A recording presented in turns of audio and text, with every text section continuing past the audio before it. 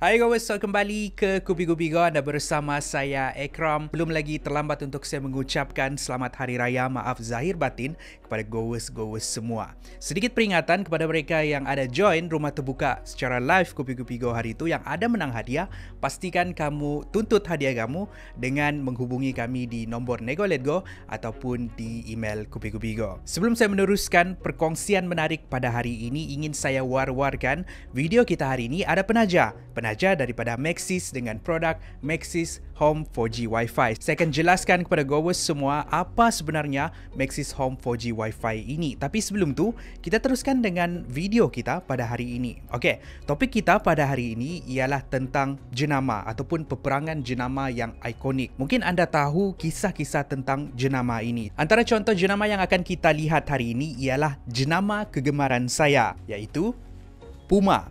Tahukah anda pengasas Puma dengan pengasas Adidas sebenarnya adik-beradik? Tapi mereka telah berpisah disebabkan oleh perbezaan pendapat. Puma dan Adidas masing-masing mempunyai sejarah masing-masing. Tapi kedua-dua sejarah ini mempunyai peperangan ikonik yang ramai tidak tahu.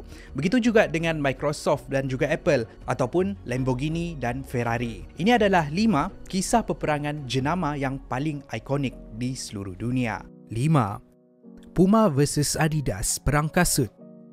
Ini adalah satu perang jenama di antara dua beradik yang dikenali sebagai Rudolf Dassler dan Adolf Eddie Dassler yang berasal dari pekan Herzogenaurach, Bavaria, Jerman. Sekitar tahun 1920-an, selepas Perang Dunia Pertama, ekonomi di Jerman semakin merundum. Orang semua terdesak untuk menjana pendapatan. Di sinilah Adolf Eddie yang pada waktu itu berumur 20 tahun mendapat idea untuk mencipta kasut yang tahan lasak supaya orang tidak perlu menukar kasut mereka berkali-kali. Di kedai Dobby ibunya, dia mencipta jenama kasut mereka. Siapa yang sangka permintaan untuk kasut Adi ini meningkat dari hari ke hari. Adolf Adi kemudian membawa abang dia yang dikenali sebagai Rudolf yang pada waktu itu berumur 22 tahun untuk bersama-sama membangunkan jenama yang pada waktu itu dikenali sebagai Def Rude Dassler Schuhfabrik. Perniagaan dua beradik ini menjadi semakin terkenal khususnya di kalangan atlet sehinggakan atlet Olimpik Jesse Owens yang memakai kasut Adidas berjaya memenangi pingat emas, menjadikan jenama Adidas menjadi semakin terkenal. Sehinggalah 13 tahun kemudian, sekitar tahun 1933, hubungan mereka mula renggang bila isteri Adolf Adi mula campur tangan urusan perniagaan mereka. Perbezaan pendapat dan pertelingkahan di antara Rudolf dan isteri Adolf Adi inilah yang dikatakan menjadi punca ketegangan di antara Rudolf dan Adolf. Bila Perang Dunia Kedua tercetus sekitar tahun 1939, Rudolf diarahkan untuk menyertai perang, meninggalkan Adolf Adi dan istrinya untuk mengatur operasi kilang. Tapi pada waktu ini, Def Rude Dassler Schuhfabrik terpaksa memfokuskan pengeluaran kepada senjata perang, bukan kasut. Tidak sehingga Perang Dunia Kedua berakhir dan Rudolf kembali ke Jerman, hubungan mereka bertambah renggang bila Rudolf menuduh Adolf dan istrinya dengan senaja melaporkan Rudolf sebagai tentera Nazi kepada pihak berkuasa Amerika. Menurut Rudolf, ini supaya dia ditangkap, secara langsung menyingkirkan Rudolf dari syarikat mereka. Pada tahun 1948, mereka memutuskan untuk berpisah. Adi dan istrinya membuka kasut dengan jenama Adidas dan Rudolf membuka jenama kasut dikenali sebagai Puma. Di sinilah peperangan epik di antara dua jenama ini bertahan sehingga hari ini. Kedua-dua jenama ini sinonim dengan sukan, gaya hidup dan fashion yang sehingga hari ini mempunyai pengikut mereka yang sendiri. Itulah kisah perang jenama di antara Puma versus Adidas. Seterusnya, 4. Microsoft versus Apple, perang komputer. Peperangan di antara dua jenama ini yang menghasilkan teknologi perkomputeran yang kita ada hari ini. Microsoft yang diasaskan oleh lelaki keempat terkaya di dunia tahun 2021 dan Apple diasaskan oleh Steve Jobs. Kedua-dua syarikat ini bermula sekitar awal era 1980-an dahulu. Pada era ini, Bill Gates dan Steve Jobs mempunyai hubungan yang baik di mana Microsoft akan mencipta software untuk sistem komputer Apple Macintosh yang hari ini kita kenal sebagai Mac. Tapi tidak beberapa lama selepas tu, Microsoft pula mencipta sistem komputer mereka sendiri yang kita kenal sebagai Windows. Steve Jobs mengamuk dengan tindakan Microsoft dan hubungan baik di antara dia dan juga Bill Gates terputus. bagaikan jatuh ditimpa tangga. Pada tahun 1984, Steve Jobs telah dibuang dari syarikat yang diasaskannya sendiri disebabkan perselisihan pendapat dengan lembaga pengarah Apple. Sejak dia keluar dari Apple, keuntungan syarikat menjunam, memaksa mereka untuk memanggil semula Steve Jobs pada tahun 1996. Tapi sewaktu 16 tahun kehilangan Steve Jobs ni, Microsoft menjadi semakin maju dan maju dengan sistem Windows mereka. Tapi Steve Jobs kembali. Dia kembali dengan semangat membara dan untuk membalas dendam. Di sinilah kita lihat Apple melancarkan produk mereka yang berkonsepkan minimalis dan senang digunakan. Sekali lagi menjadi pesaing kepada sistem komputer Windows dari Microsoft. Untuk ini disebabkan penggunaan sistem Windows lebih meluas di seluruh dunia, kita boleh cakap yang Microsoft memenangi peperangan komputer. Namun begitu, komputer Mac pun ada pengikut yang setia. Tapi peperangan di antara dua syarikat ini tidak berhenti di situ.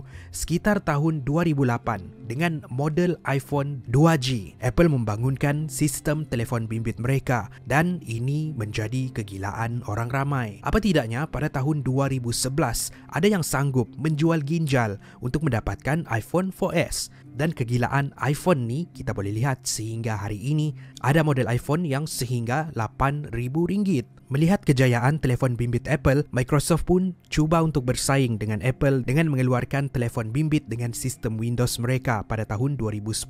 Model pertama mereka ialah Nokia Lumia 800. Bermulalah lagi peperangan teknologi, tapi kali ini peperangan telefon bimbit di antara dua syarikat ini. Tahun berganti tahun, iPhone semakin popular dan telefon bimbit dengan sistem Windows semakin dilupakan. Dan pada tahun 2016, Microsoft berhenti menghasilkan telefon bimbit dan untuk peperangan telefon bimbit ni dimenangi oleh Apple. Steve Jobs telah meninggal dunia pada tahun 2011, tapi legasi dia diteruskan melalui syarikat Apple. Itulah kisah peperangan Microsoft versus Apple. Zaman sekarang ni untuk menjalankan perniagaan semuanya kita boleh buat di rumah. Tapi kalau perniagaan di rumah ni selalunya dilakukan secara atas talian ataupun online. Dan kalau kita berniaga secara online ni kita perlukan internet yang sangat laju. Macam juga saya banyak mengendalikan perniagaan saya dari rumah dan saya menggunakan Maxis Home 4G Wi-Fi. Apa yang menarik, produk ni layak dengan jaringan prihatin, tebus subsidi bernilai 180.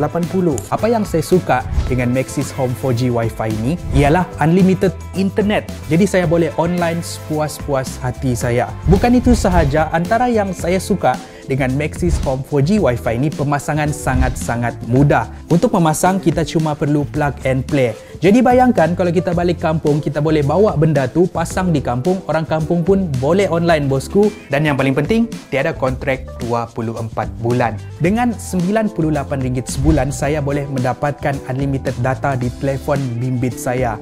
Di mana-mana pun saya boleh menguruskan perniagaan saya. Dan pelan Maxis ni sangat-sangat sesuai kepada mereka yang sedang mencari TV, sebab hanya dengan RM79 sebulan kamu boleh mendapatkan TV Samsung 65 inci ataupun 50 inci. Bukan saja unlimited data, boleh juga tengok show kegemaran kamu di Samsung TV. Semua ni ada ditawarkan di Maxis Home 4G Wi-Fi. Jadi sertai saya dan juga pengguna Maxis Home 4G Wi-Fi. Saya akan tinggalkan link di description di bawah kepada mereka yang berminat ataupun kamu boleh check it out video tentang Maxis Home 4G Wi-Fi di atas. Kita teruskan dengan perkongsian seterusnya. 3. Netflix versus Blockbuster. Ini adalah perang jenama di antara Netflix, satu platform menonton movie atas talian, dan juga Blockbuster yang menyewakan filem dan video game dalam bentuk fizikal. Sekitar awal tahun 2000 dahulu, pengasas Netflix, Reed Hastings, cuba untuk menjual Netflix kepada Blockbuster dengan $50 juta. Tapi sekitar tahun 2000, internet belum lagi digunakan secara meluas. Netflix pada tahun 2000 menanggung kerugian sebanyak $50 juta dan diambang bankruptcy. Pengguna Netflix pun tidaklah standing dengan pengguna Blockbuster. Malah Blockbuster dianggap sebagai gergasi di dalam hiburan. Pada ketika itu 1,000 kali lebih besar dari Netflix dan Blockbuster dianggar bernilai lebih dari $6 bilion.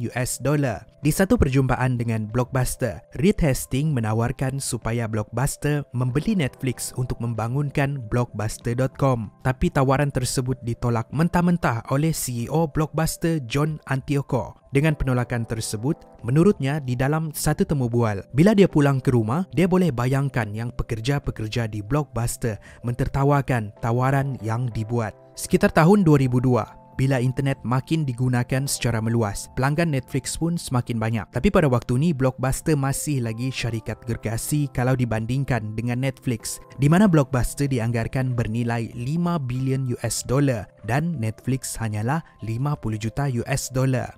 Tapi 8 tahun selepas itu, sekitar tahun 2010, Blockbuster mengisytiharkan bankruptcy bila orang tidak lagi menyewa filem dan video game secara fizikal. Kedai Blockbuster ditutup satu persatu sehinggalah pada tahun 2019 hanya tinggal satu cawangan Blockbuster. Kini, nilai Blockbuster hanyalah 1.1 juta US dollar, manakala Netflix pula dianggarkan bernilai 6.3 bilion US dollar. Itulah kisah peperangan Netflix versus Blockbuster. Ferrari versus Lamborghini.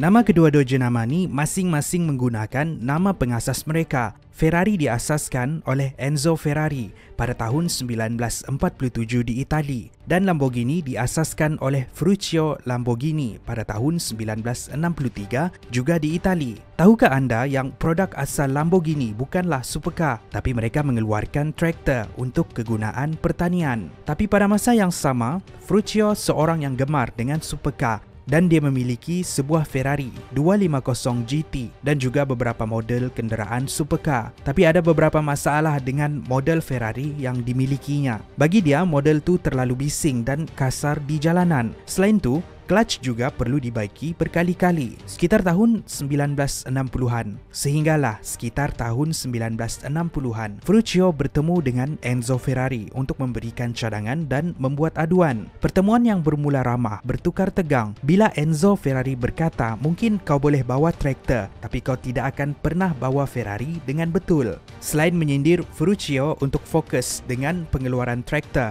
bagi Enzo, Ferruccio tidak tahu pasal kereta supercar. Ferruccio terasa terhina dengan sindiran dari Enzo ni. Dia kembali ke kilang dan sejak dari hari itu, dia tekad untuk menukar hobi menjadi perniagaan dengan menghasilkan supercar sebagai pesaing kepada Ferrari. Dia mengambil 3 bekas pekerja Ferrari, Giotto Bizzarini, Franco Scaglione dan Gianpaolo Dallara untuk bekerja dengan dia menghasilkan kenderaan Lamborghini pertama. Dia menggunakan enjin V12 dari Ferrari dan juga teknologi daripada Alfa Romeo. Pada tahun 1963, Lamborghini melancarkan supercar mereka dengan model Lamborghini 350 GT di Turin Motor Show.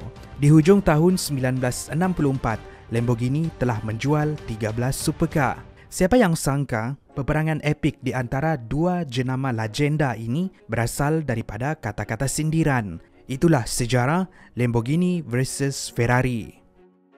Terima kasih kerana menonton. Itu adalah perkongsian menarik kita pada hari ini. Mungkin ada jenama-jenama ini jenama kegemaran anda. Macam saya sudah cakap tadi, jenama kegemaran saya di dalam senarai ini ialah Puma. Saya ada satu soalan untuk semua goers semua. Di antara kisah-kisah peperangan ni, mana satu yang anda rasa paling ikonik? Tinggalkan pendapat anda di ruangan komen di bawah. Pastikan ada sokong sponsor kita dengan klik link yang akan saya tinggalkan di description di bawah. Akan lebih banyak lagi episod menarik dengan topik-topik yang lebih menarik dimuat naik pada masa hadapan. Saya jumpa anda di episod yang seterusnya. Kupi-Kupi Go, menarik setiap hari.